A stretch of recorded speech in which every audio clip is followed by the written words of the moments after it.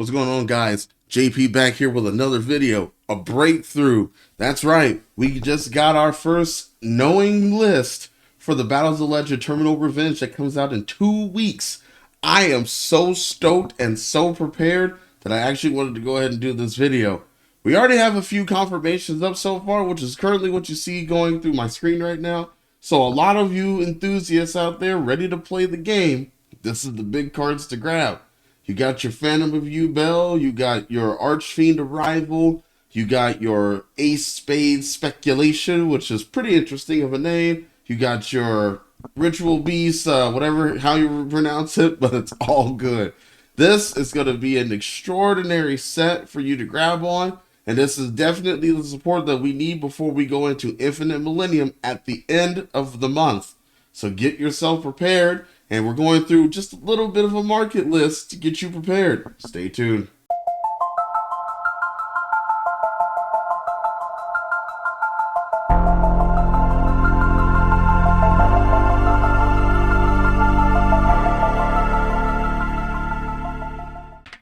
Thank you guys for showing your support here on the channel. If you haven't done it already, please hit that like button, hit that subscribe as well, and post a comment.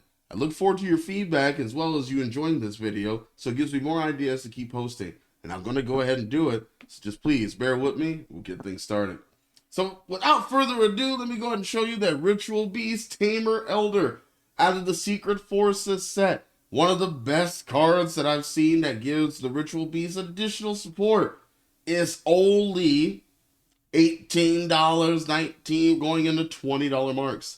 This card is essentially good for the set and is getting bought out per day. So please be aware that all of you Ritual Beast enthusiasts who kept your Ritual Beast cards, wonderful job. You let the deck go to greater heights.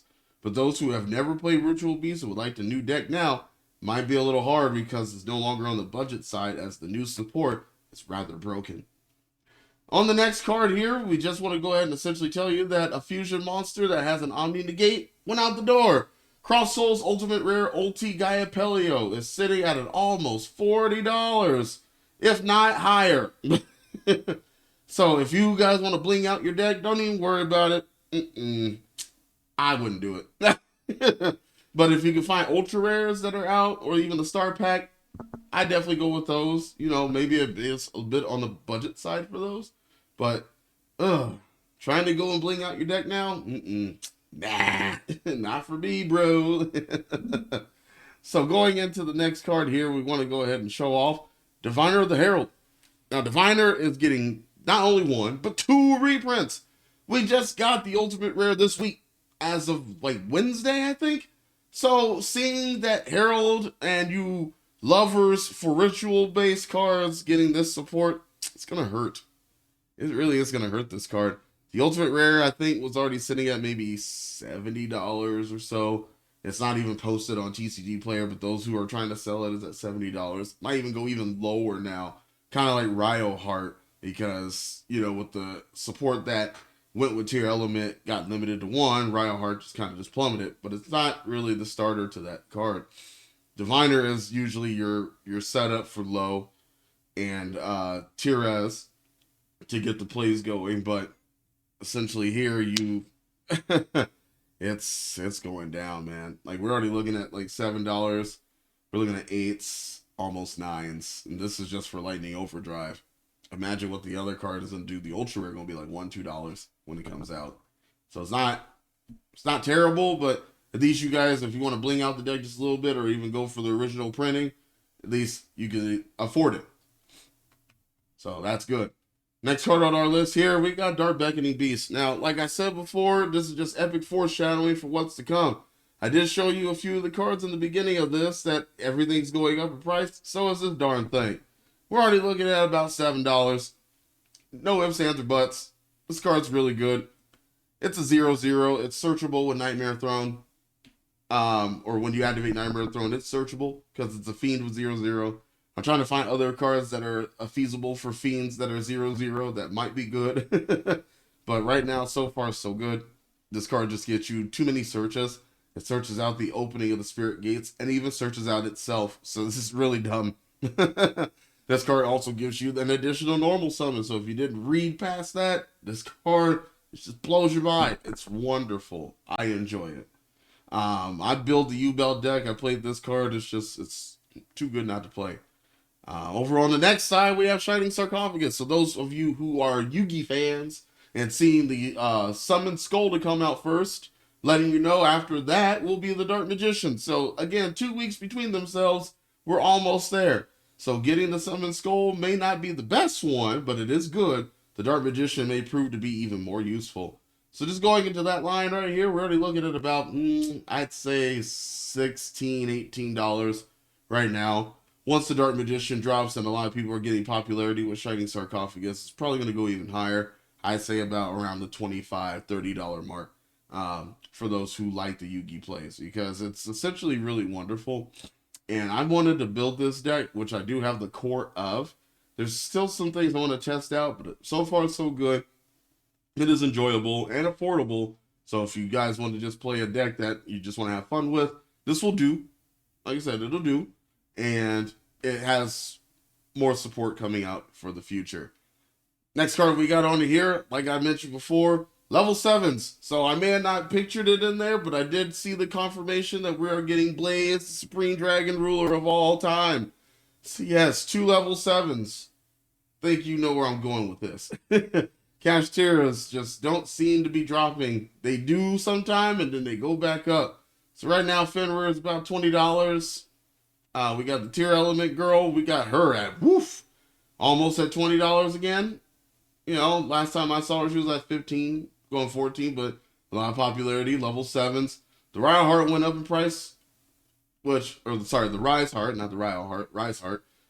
He's $15 again. So getting the core of this deck is essentially out of your reach, maybe, because we're looking at about 3 copies of almost everything if you plan to play this deck. And that's about a good $120 before you even get to the spell card. So, it is one of those decks. It just doesn't. I'm sorry, it's almost $200. My apologies. I'm doing math in my head. So 60 for the Fenrirs. You're looking at almost 60 for the Tier Element, Cash Tira, and essentially almost 20 each for these. So it's about almost $200. And then I think the Theosis is also about 20. So Cash Tira is just way too expensive. They were waiting for a card like this, and the Blaze Dragon is just wow. It's amazing. When I saw it, I was like, ooh boy, this will definitely prove to be a hard contender if Snake Eyes is to get hit. So get your hands on Cash Tiras if you possibly can. This is one of those decks that just doesn't seem to want to go ahead and off itself yet towards the ban list. It's still a fun deck, even though we don't have the XZ. I think you can play real well without it. Also, an idea I did see so far, some of the Dragon Rulers have went up, like Blaze, Burner, Blaster is about $8. So that's good. Blaster is just an extra fire that you can do, but it's a dragon, so you can definitely get away with it using like Rise Heart and Blaster to be able to special summon Blaze back from the graveyard, or even Blaster, so you can be able to maybe pop a monster on the field and do damage. So it's good. I don't see nothing wrong with it. You know, Dragon Rulers definitely have some sort of synergy with the way that Cash Tira plays. So again, like Tempest is about $3 as a secret rare. You probably get dollar rares. Same thing with Tidal. Tidal's about $3. You know, Redox I think is the lowest one out of all of them, but essentially there's multiple copies, so you can definitely buy it. The market's not dropping on these, but if you have an idea of running just a rank 7 engine, just like Dragon Rulers back in the day, Cash Tira might prove to be the best one. Going into the next card here, we do have Arius the Labyrinth Butler. Now, I remember at YCS that this definitely topped 8 in that Indianapolis smorgasbord, as we call what the Snake Eyes built. So this is definitely a contender. It's really good. It's a wonderful one-of. I don't remember the deck profile. I think it did run 1 or 3. I don't remember, but it is very powerful to even see it just once. It's great. So we're looking at about $28, I'd say. Like I said, as we go through here, they're like 25s, 27, 28s, and they're going even higher. So Now, again, a buyout on this card is essentially coming about, so be prepared as we go through. Ooh, also, there's the fusion card that I was mentioning before, the Ace Spades Speculation. If you haven't seen any of the profiles that are going out right now, essentially with the way that the deck plays, especially using one monster with 2,500 attack or higher and one face down with 25 defense or lower, is woof, it's amazing. So the Runa Cannon basically gets you set up to put that many monsters face down. And if you have a high attacking monster, you just super poly using the face down and this to go into Ace Spade Speculation. Right now we're looking at about $10 to $11. This card just doesn't simply die. It was as low as maybe $6 the other day. This is great. I love this. Please let this go higher. Labyrinth plays this. It's a good trap anyway. Maybe as a side division if you are a fusion enthusiast like me, going into using branded fusion and things like that. This card will make Ace Spade Speculation even more powerful as you play it. So I think this is a good card indeed. Next we have Diabell Star. This card just doesn't simply die and go down in price. The White Woods are definitely coming out at the end of the month, so this might actually help. There are Sinful Spoil cards that are really good. This gives you a level 7. You can essentially do a whole lot with this, especially getting other Sinful Spoils cards directly to your hand.